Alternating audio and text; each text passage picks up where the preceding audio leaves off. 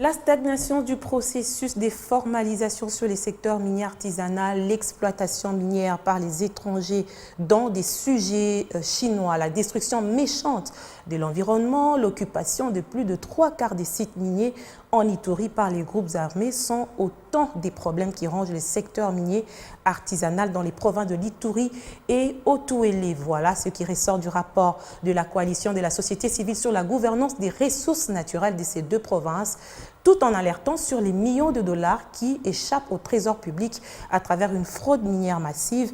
La société civile appelle le gouvernement à suspendre toute activité suspecte et illégale dans cette partie du pays. Bill Mwamba pour le reportage.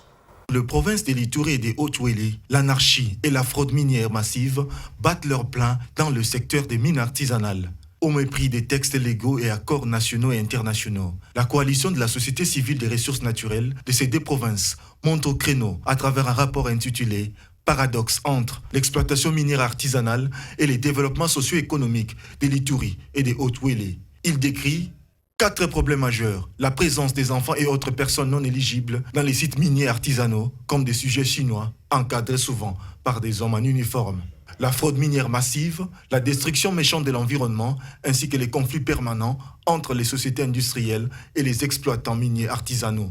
Nous avons constaté que l'exploitation ne contribue pas à la province, aux communautés locales et même à l'État congolais. Et nous avons trouvé que le processus de formalisation que la loi prévoit, par laquelle l'exploitation artisanale doit se faire dans les zones d'exploitation artisanale, ce processus n'évolue pas. Alors, la conséquence, c'est qu'aujourd'hui, l'exploitation artisanale se fait dans l'informel. Et étant dans l'informel, il y a beaucoup de conséquences, notamment sur l'environnement, où on ne sait pas déterminer la responsabilité de qui doit réparer.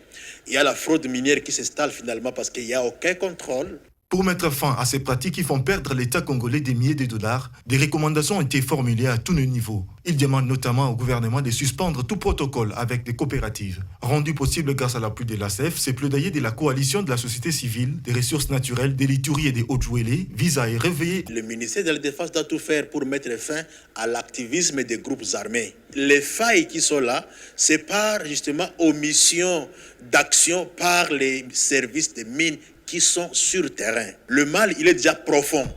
Je pense que la toute première mesure serait d'abord de suspendre toutes les activités des coopératives qui travaillent avec les Chinois et les coopératives congolaises qui ne sont pas en ordre avec la loi. On suspend d'abord leur activité, le temps de les contrôler et le temps de réorganiser les services. Ces plaidoyers de la société civile, ressources naturelles, rendus possibles grâce à l'appui de l'ACF, ces plaidoyers de la coalition de la société civile pour la gouvernance des ressources naturelles des provinces de l'Ituri et des Hautes-Ouélé visent à réveiller l'opinion publique afin d'arrêter l'hémorragie de la fraude minière massive à la base de l'insécurité et du sous-développement dans ces provinces, pourtant réputées minières.